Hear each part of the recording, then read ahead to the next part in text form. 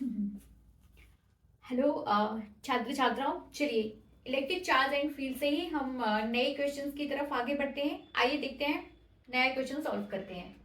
Question number 26 है हमारे पास। एक चालक गोले की त्रिज्या 20 सेंटीमीटर है। एक चालक गोले की त्रिज्या 20 सेंटीमीटर है।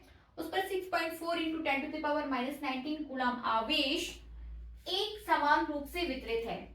ओके, नेक्स्ट, गोले के कारण विद्युत क्षेत्र की तीव्रता की गणना कीजिए जबकि बिंदु गोले के केंद्र से 10 सेंटीमीटर, दूसरा 20 सेंटीमीटर और थर्ड 50 सेंटीमीटर दूर है। चलिए फिर से क्वेश्चन को हम समझते हैं, सॉल्व करते हैं इसको। आइए सॉल्व करना है हम इस क्वेश्चन को। एक चालक गोले की त्रिज्या, सबसे पहले हम एक चालक गोला बना लेते हैं। यहाँ पर ये आपका एक चालक गोला है, इसको आप गोल समझिए, ठीक है ना। ये इसका केंद्र हो गया, एक चालक गोला। उस पर 6.4 इंटू 10⁻⁹ कूलम आवेश, मतलब क्यू आपको दिया हुआ है 6.4 इंटू 10⁻⁻19 कूलम, एक समान रूप से वितरित है। त्रिज्या दिया हुआ है, इस पर त्रिज्या इसकी आर जो है 20 सेंटीमीटर दी हुई है। अब विद्युत क्षेत्र की तीव्रता की हमें गणना करनी है ऐसे बिंदु पर जबकि बिंदु गोले के केंद्र से 10 सेंटीमीटर है। मतलब यदि आप ये गोला का केंद्र O है तो यहाँ से यहाँ तक का जो डिस्टेंस है वो 20 सेंटीमीटर हो जाएगा, क्योंकि ये त्रिज्या है तो ये पूरा कितना होगा 20 सेंटीमीटर। आपसे बोला जा रहा है कि गोले के केंद्र से 10 सेंटीमीटर, इसका जस्ट हाफ कर देते हैं तो हमें यहाँ पर इस बिंदु पर विद्युत क्षेत्र की तीव्रता ज्ञात करनी है। ये 10 सेंटीमीटर दिखा रहा है। इसके बाद सेकंड आपको 20 सेंटीमीटर की दूरी पर, इसका मतलब है यहां पर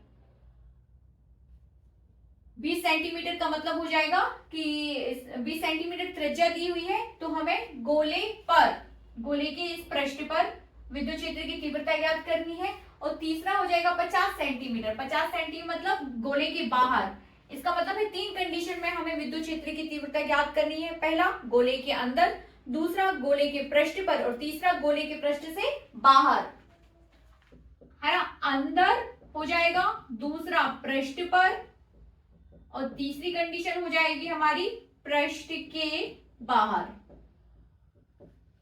है ना। तो चलिए सबसे पहले हम विद्युत क्षेत्र की तीव्रता का फॉर्मूला ले लेते हैं। क्या है E equals to 1/4πε0 Q/r²। r वो डिस्टेंस हो जाएगी जहां पर हमें विद्युत क्षेत्र की तीव्रता की गणना करनी है। Q आवेश दिया हुआ है आपको। फर्स्ट कंडीशन में सॉल्व करते हैं, जबकि r जो है या x जो है ना, वो दूरी है x या r जहां पर आपको विद्युत क्षेत्र की तीव्रता की गणना करनी है। हम r उस कंडीशन में लेंगे जब आपको त्रिज्या की बात करेंगे, तभी हम स्मॉल r यूज करेंगे, अदरवाइज हम x यूज करेंगे। तो x इक्वल्स टू यहाँ पर है 10 सेंटीमीटर।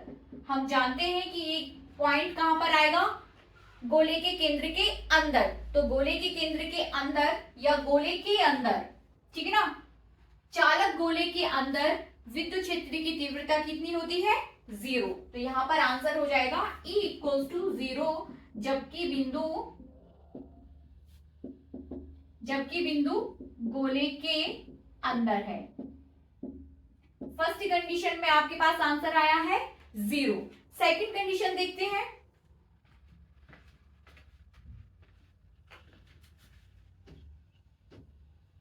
सेकंड कंडीशन में हम इसको सॉल्व करेंगे। सेकंडली आपको दिया हुआ है r इक्वल्स टू, दिया हुआ है आपको 20 सेंटीमीटर। 20 सेंटीमीटर के लिए अब हमें इसको सॉल्व करना है, मतलब वो दूरी जबकि r 20 सेंटीमीटर है तब उस बिंदु पर विद्युत क्षेत्र की तीव्रता कितनी होगी। तो देखते हैं E इक्वल्स टू, है ना, E सदिश राशि है, E इक्वल्स टू हो जाएगा वही 1/4πε0 Q/r²। तो 1/4πε0 इक्वल्स टू कितना हो जाएगा 9 इंटू 10⁹ इस फॉर्मूले में। Q कितना हो जाएगा, दिया हुआ है 6.4 into 10⁻⁹ and R equals to आपके पास दिया है 20 सेंटीमीटर। इन सभी की वैल्यूज हम यहाँ पुट कर देते हैं और इसे हम सॉल्व कर देते हैं। लिखिए E 9 इंटू 10⁹ इंटू Q कितना दिया हुआ है 6.4 इंटू 10⁻⁹ और आर कितना दिया हुआ है, आर है हमारे पास 20 सेंटीमीटर। इस 20 सेंटीमीटर को हमें मीटर में कन्वर्ट करना होगा, ऐसा यूनिट्स हम इसकी लेके चलेंगे, तो ये हो जाएगा 0.2 मीटर, है ना। समझ रहे हैं ना आप 20 सेंटीमीटर को मीटर में कैसे कन्वर्ट किया गया है। तो ये हो जाएगा आपका 0.2 मीटर और इसका स्क्वायर सॉल्व कर दीजिए, ठीक है ना। तो 9 इंटू 10⁻9 इंटू 6.4 इंटू 10⁻−19 0.2 कितना हो जाएगा 0.04 0.04। सॉल्व करने के बाद हमारे पास कितना आ जाएगा, 4 एकम 4। यदि हम इसके पॉइंट्स हटाते हैं तो यदि हम इसका एक पॉइंट यहाँ हटाते हैं तो यहाँ पर 10⁻2 पॉइंट्स ऊपर बढ़ जाएंगे, है ना, बढ़ेंगे ना। और इसका एक पॉइंट हटाने से नीचे एक शून्य बढ़ेगा, ठीक है। तब ये आपके पास 4 रहेगा और ये हो जाएगा 10⁻2 और नीचे आ जाएगा 10 गुणा करिए, 4 एकम 4 4 एकम 4 बचा कितना 2 4 6 24 16 चौके 64 होते ही हम समझते हैं इसको। अब ऊपर देखिए 10⁻9 10⁻−19 10 प्लस की पावर्स कितनी हो जाएंगी 11, ठीक है ना। और यदि हम एक शून्य यहां से खत्म कर दें तो ये हो जाएगा 20 माइनस का, क्योंकि नीचे से जब वो ऊपर जाएगा तो कितना हो जाएगा माइनस में हो जाएगा। तो प्लस की पावर्स है आपके पास 9 2 11 और यस 9 2 11 और माइनस की पावर कितनी है 20। तो 20 में से 11 जाएंगे तो कितना बचेगा -9 और 16 नंबर 144, है ना। 16 नंबर 144। तो जैसे ही आप इसको सॉल्व करेंगे 16 नंबर 144 और 10⁻- कितना बताया था 20 9 2 11 -9, ठीक है, क्योंकि माइनस का पावर है और जब ये पॉइंट आप बीच में लाओगे तो पॉइंट आपका कैसा हो जाएगा खिसक जाएगा। तो 1.44 इंटू 10⁻⁻7 न्यूटन पर कूलम क्या हो जाएगी विद्युत क्षेत्र की तीव्रता की यूनिट न्यूटन पर मीटर, या न्यूटन पर मीटर। ये आपका दूसरी कंडीशन में आंसर आया न्यूटन पर मीटर। एक मिनट, equals to F/Q newton per coulomb, है ना, न्यूटन पर कूलम हो जाएगा इसका यूनिट। सेकंड क्वेश्चन थर्ड हमें सेम ऐसे ही हम इसको थर्ड सॉल्व करेंगे। अंदर आपका आ रहा है 0,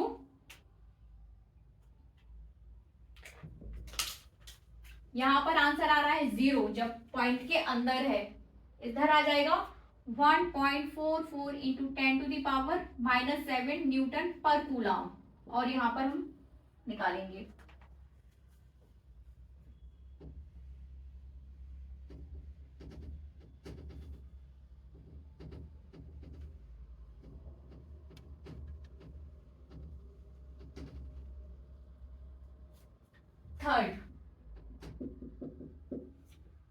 थर्ड दिया हुआ है हमें।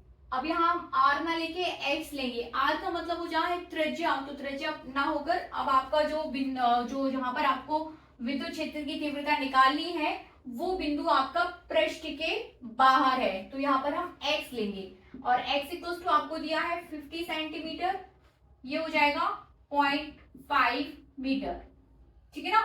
पुट कर दीजिए वैल्यूज, ई इक्वल्स टू हो जाएगा इतने की जगह में कितना लिखना है 9 इंटू 10⁻9 क्रॉस क्यू है 6.4 इंटू 10⁻−90 और यहाँ पे जाएगा 0.5 स्क्वायर, ठीक है।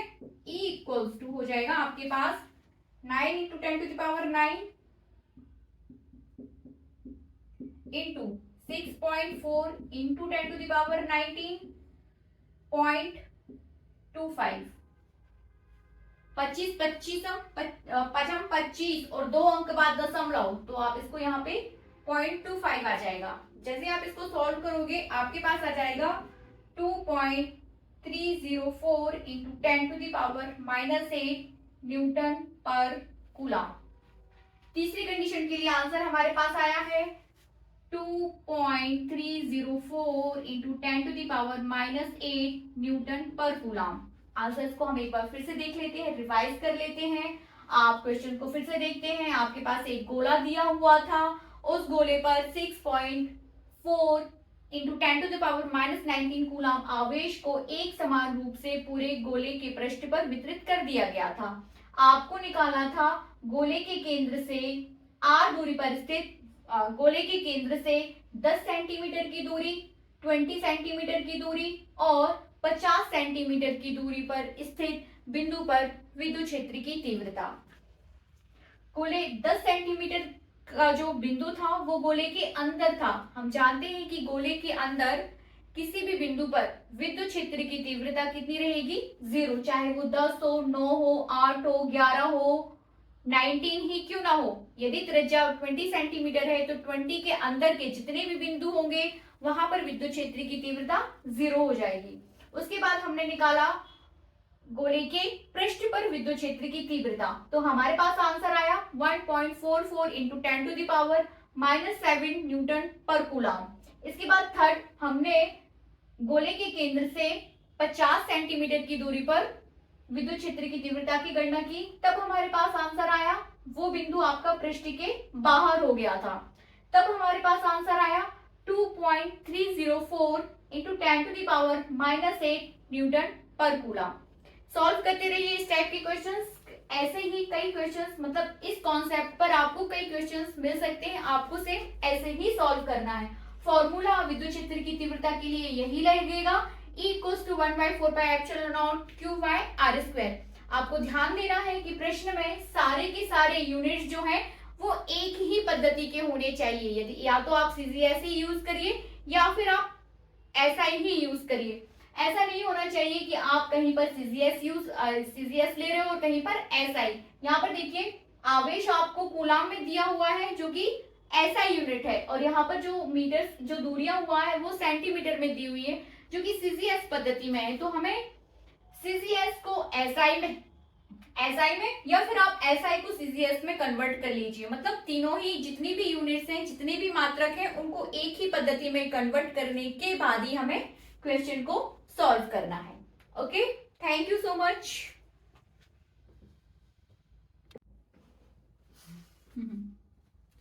छात्र छात्राओं, चलिए फिर से एक बहुत अच्छा क्वेश्चन हम सॉल्व करने जा रहे हैं। आइए देखते हैं क्या है क्वेश्चन। देखते हैं, किसी आवेश Q को दो भागों Q1 तथा Q2 में विभाजित करके उन्हें r दूरी पर रखा जाता है। उनके मध्य प्रतिकर्षण बल अधिकतम होने के लिए Q1 व Q2 के मान ज्ञात कीजिए। ठीक है, क्या दिया है क्वेश्चन में? क्वेश्चन में हमें दिया है कि हमारे पास ये बात क्लियर है कि हमारे पास दो आवेश हैं, दोनों ही आवेश के आपको मान ज्ञात करना है। कब? जबकि उनको आप r डिस्टेंस पर रख देते हो और उनके मध्य शर्त क्या दी हुई है? शर्त ये है कि उनके मध्य प्रतिकर्षण बल अधिकतम हो। मतलब एक आवेश आपके पास है, एक ये है, इनको आपको इतनी दूरी पर सेट करना है। देखिए प्रतिकर्षण बल आपको क्वेश्चन में दिया है, प्रतिकर्षण बल से यहाँ पर ये बात तो क्लियर हो चुकी है कि दोनों ही आवेश सजातीय हैं। सजातीय इट मीन सेम फेवर के हैं, या तो फिर दोनों पॉजिटिव रहेंगे या फिर दोनों नेगेटिव सेम फेवर में रहेंगे। ठीक है, तो ये दो आवेश है, एक को आप Q1 बोल दो, एक को Q2 बोल दो और दोनों को बोल दो R। दोनों के बीच का डिस्टेंस कितना हो जाएगा? R। अब आपको इनके मान तब ज्ञात करना है, ठीक है ना, या फिर आप ऐसे भी बोल सकते हो कि आप इनके बीच जो प्रतिकर्षण बल लग रहा है वो एक अधिकतम की सीमा पर होगा, और उस अधिकतम की सीमा पर आपको इन दोनों आवेशों के मान ज्ञात करना है। ठीक है, क्वेश्चन से ही जो क्वेश्चन में दिया हुआ है उसी क्वेश्चन के कॉन्सेप्ट लगाकर हम Q1 व Q2 के मान ज्ञात करेंगे, है ना। तो सबसे पहली लाइन पढ़ते हैं कि एक आवेश को, देखिए लाइन में ही सॉल्यूशन छिपा हुआ है, आप एक एक लाइन को पढ़ते जाइए और उसी लाइन से सॉल्यूशन हम निकालते जाएंगे। तो सबसे पहली लाइन क्या बोल रही है? सबसे पहली लाइन बोल रही है कि आवेश Q को दो भागों Q1 तथा Q2 में बांट दिया गया है। इसका मतलब है कि आवेश जो Q है, Q से ही Q1 व Q2 बने हुए हैं। इसका मतलब है Q equals to Q1 plus Q2। Q से ही Q1 व Q2 बने हुए हैं। आप ऐसा लिख सकते हो कि Q1 इक्वल्स टू हो जाएगा Q1 equals to Q minus Q2 and Q2 equals to Q minus Q1। आप ऐसा लिख सकते हैं पहली लाइन से। दूसरी लाइन, उन्हें R दूरी पर रखा जाता है। इसका मतलब है दूरी आपको दी हुई है R। फिर तीसरा पॉइंट है उनके मध्य प्रतिकर्षण बल F। वही F का formula 1/4 pi epsilon naught Q1 Q2 by R square. ये फॉर्मूला आपको लेके चलना है। कब? जबकि प्रतिकर्षण बल अधिकतम हो। तो प्रतिकर्षण बल अधिकतम होने की शर्त, प्रतिकर्षण बल अधिकतम होगा यदि, ठीक है ना, यदि dF अपॉन डी Q1 या Q2 दोनों में से कुछ एक, ठीक है ना, dF अपॉन डी Q1 और डी Q2 इक्वल्स टू, आप Q2 भी ले सकते हो, आप Q1 भी ले सकते हो, तो d Q1 upon d Q equals to 0, ठीक है ना। D Q1 upon d Q, dF upon d Q1 equals to 0 लिख दीजिए। F कितना लेके चलेंगे हम, F इक्वल्स टू हो जाएगा आपके पास 1/4 pi epsilon naught Q1 Q2 और Q2 कितना हो जाएगा Q माइनस Q1। Q2 आपका यहाँ पे कितना हो जाएगा Q माइनस Q1 होगा ना, Q माइनस Q1 ले लीजिए, पुट कर दीजिए F की जगह, ये पूरा आ जाएगा। और आपको ये पता चल गया होगा कि यहाँ पर मैंने Q1 के बाद Q माइनस Q1 क्यों लिखा है। सब आपके पास पॉइंट बाय पॉइंट मैंने आपको समझा दिया है। ले लीजिए, इस कंडीशन में हम वो सारी वैल्यूज पुट कर देते हैं। सो D अपॉन डी Q1 है ना, ब्रैकेट लगा लीजिए, डिफरेंशिएट करना है हमें। F कितना आ जाएगा 1/4 pi epsilon naught Q1 Q minus Q1 upon R square equals to 0, ठीक है ना। इस पूरे F को या इस पूरे इसको हमें किसके रिस्पेक्ट में डिफरेंशिएट करना है, Q1 के रिस्पेक्ट में, ठीक है ना। कर दीजिए सॉल्व।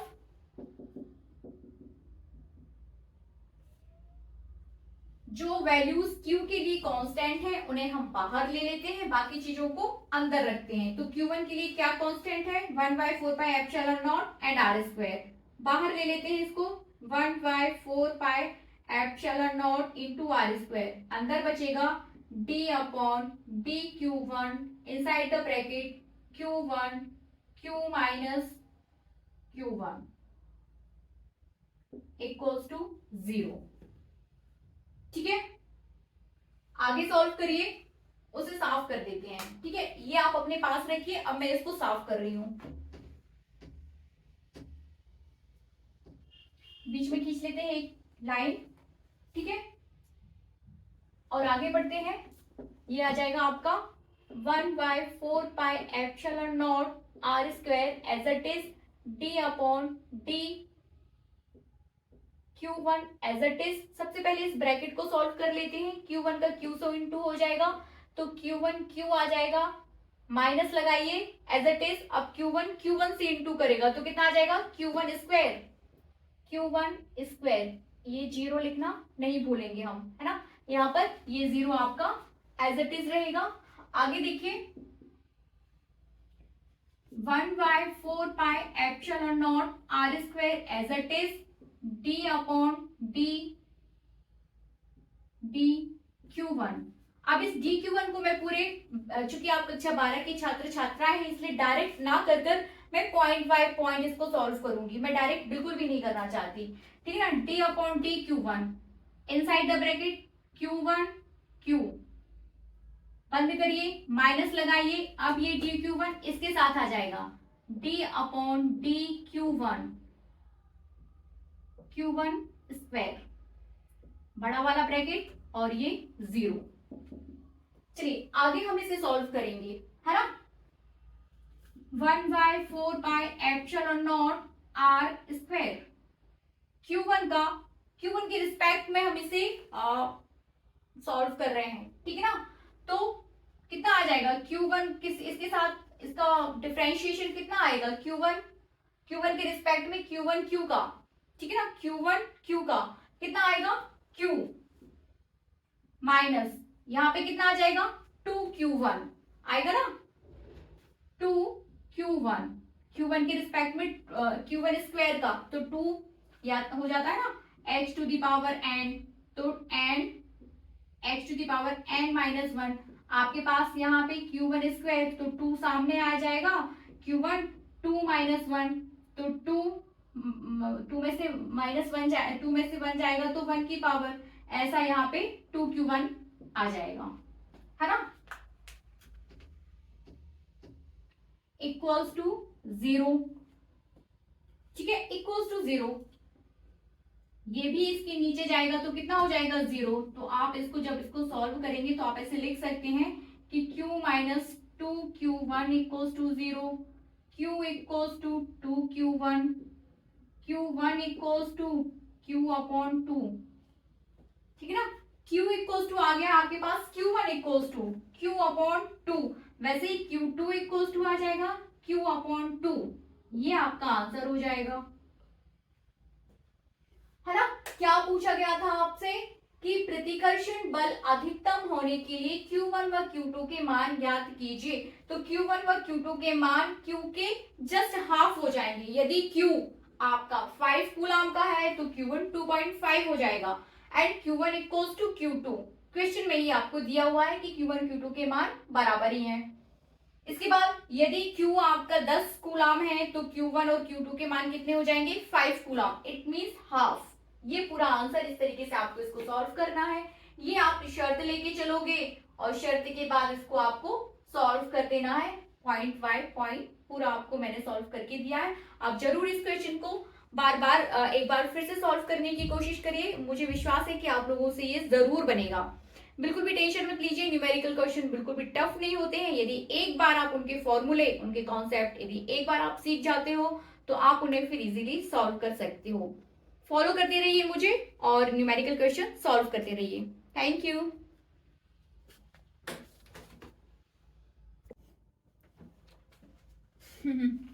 डियर स्टूडेंट्स, फिर से हम एक बहुत ही बढ़िया क्वेश्चन सॉल्व करने जा रहे हैं।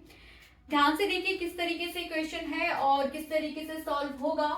बहुत अच्छे से, बहुत एकदम धैर्य के साथ इसको समझिए। चलिए, एक इलेक्ट्रॉन को विराम अवस्था से, ठीक है ना, एक इलेक्ट्रॉन है आपके पास जो बोलता है क्वेश्चन में जो लिखा रहता है उसकी एक एक शब्द को हमें अपने में ले लेना चाहिए।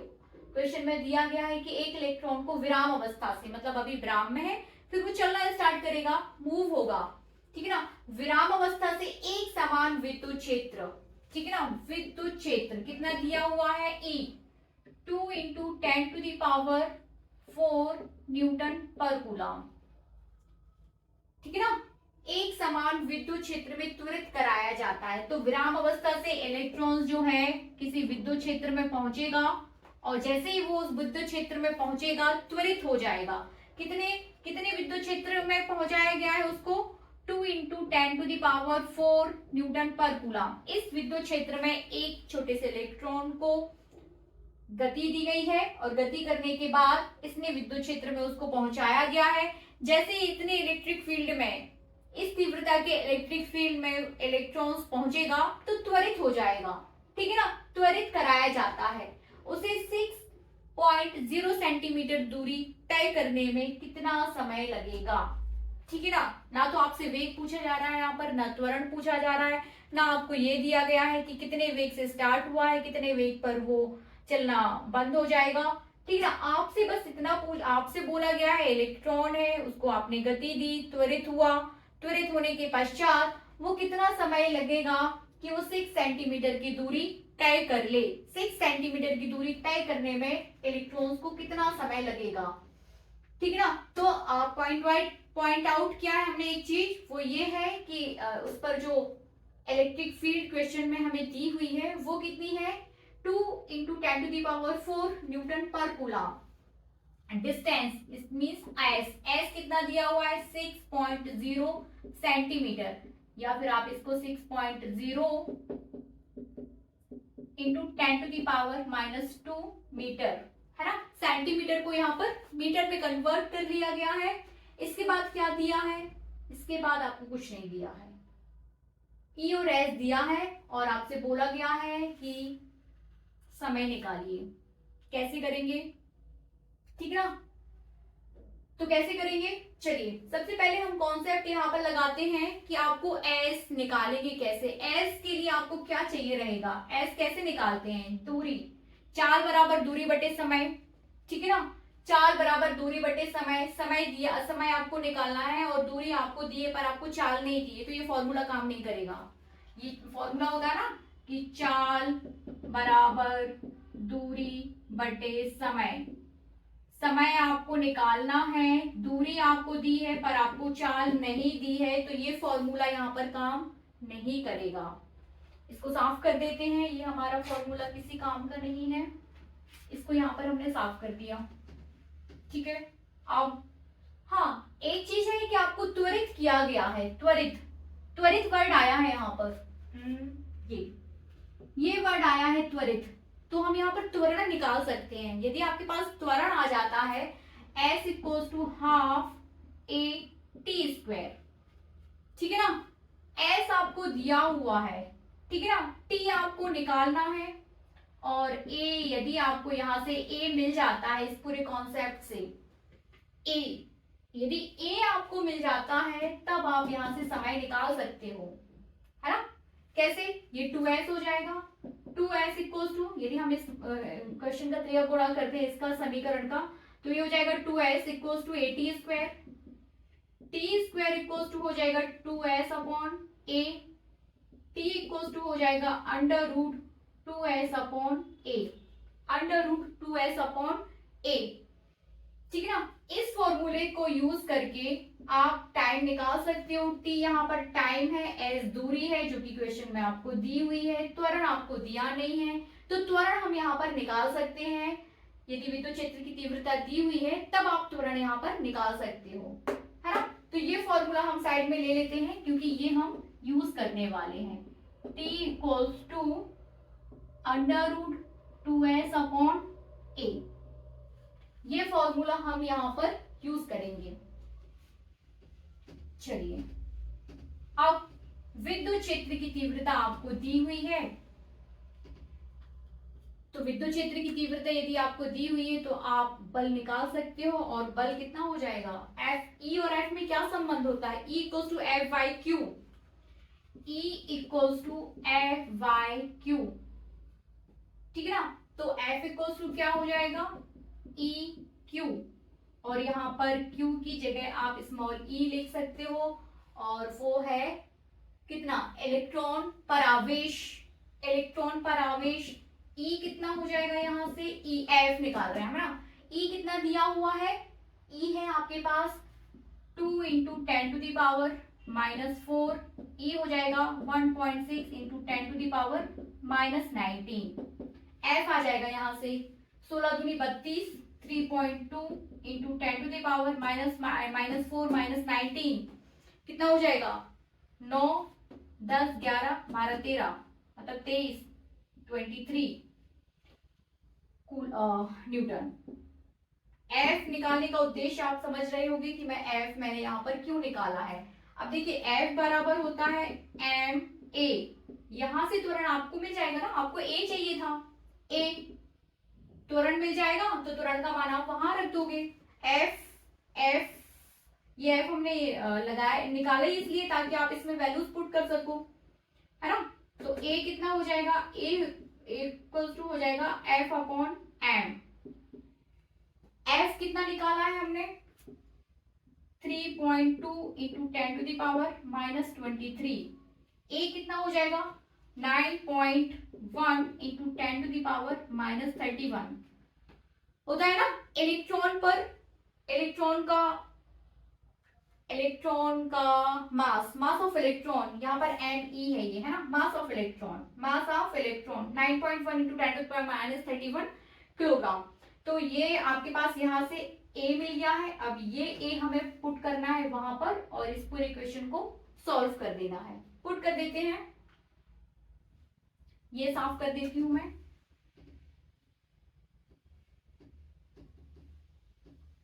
ठीक है ना, t इक्वल्स टू हो जाएगा, t मैं आपको बता चुकी हूं कि वो t कहां से आया है। ठीक है, तो समय t बराबर हो जाएगा √2। s कितना है 6.0 इंटू 10⁻⁻2 और ये है आपके पास 3.2 इंटू 10⁻⁻23 बटे 9.1 इंटू 10⁻31। यहां से आप t निकाल सकते हो इस पूरे, है ना, इन सारी वैल्यूज को सॉल्व करके। थोड़ा सा लेंथी है बट ये आपको ही सॉल्व करना है, मैं नहीं करने वाली हूं, है ना। मैं आपको बता सकती हूँ कि आंसर कितना आया। तो यहाँ पर आंसर आपका आ जाएगा, ये हो जाएगा 5.8 इंटू 10⁻⁻9 सेकेंड। 5.8 इंटू 10⁻⁻9 सेकेंड, ये आपका यहाँ से पूरा आंसर हो जाएगा। ठीक है ना, ये सॉल्व आपको करना है। मैं क्वेश्चन को फिर से कॉन्सेप्ट आपको बता सकती हूँ कि आप क्वेश्चन को किस तरीके से फील करेंगे। फिर से देखिए, एक इलेक्ट्रॉन को विराम अवस्था से एक समान विद्युत क्षेत्र, इसका मतलब है कि आपका इलेक्ट्रॉन, ये छोटा सा इलेक्ट्रॉन है, ठीक है ना, विराम अवस्था में रखा गया है। ठीक है, जैसे ही आप इस पे विद्युत क्षेत्र की तीव्रता में इसको आप लेके जाओगे, ठीक है ना, इलेक्ट्रॉन्स कैसा है, विराम अवस्था में चुपचाप अपनी एक जगह बैठा हुआ है, आप इसको विद्युत क्षेत्र में लेके जाओगे, जैसे पर इस पर इलेक्ट्रिक फील्ड अप्लाई करोगे, किसी भी चीज पर आप, ये छोटे से पार्टिकल्स पर यदि आप इलेक्ट्रिक फील्ड अप्लाई करोगे तो पार्टिकल मूव होने लगेगा, धीरे धीरे उसकी गति बढ़ेगी, है ना, मूव करेगा और इतना तेज होने लगेगा कि एकदम से बहुत त्वरित हो जाएगा, त्वरित एसिलरेट करने लगेगा। ठीक है ना, एसिलरेट मतलब वेग ज्यादा फिर कम, वेग ज्यादा फिर कम, तो वो हो जाता है एसिलरेशन, एसिलरेट करने लगेगा। एसिलरेट भी करने लगा है आपका पार्टिकल, पर आपसे पूछा जा रहा है कि 6.0 सेंटीमीटर दूरी तय करने में कितना समय लगेगा। तो वो समय आपको इस फॉर्मूले से बताना है, t इक्वल्स टू √2s/a।